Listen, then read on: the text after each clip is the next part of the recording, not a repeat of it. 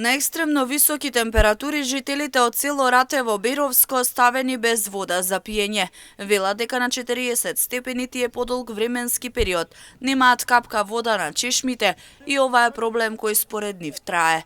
Многу пати досега реагирале до општина Берово и јавното предпријатие, но проблемот добива и друга димензија, бидејќи станува збор за селски водовод кој не е под надлежност на јавното предпријатие. Дел од жителите од село Ратево велат дека не се согласни водоводот сами да го одржуваат, оти се свесни дека таму доволно вода нема.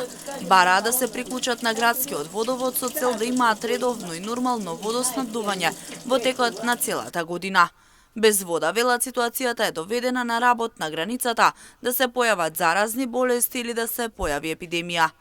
Зошто во село Ратево на плюс 40 степени нема вода за пиење? Прашавме во општина Берово, но и во јавното предпријатие Услуга од Берово. Директорот Илија Рунтевски во телефонски разговор за Имнет телевизија истакна дека селскиот водовод не е во надлежност на јавното предпријатие.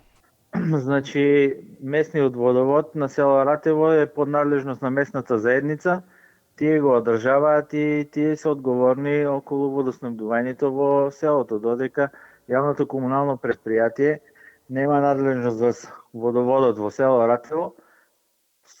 Кога не побара да направиме хиперхлорирање, ние можеме да направиме само хиперхлорирање, инаку другите работи тие си ги одржаваат и системот и каптажите и водоснабдувањето.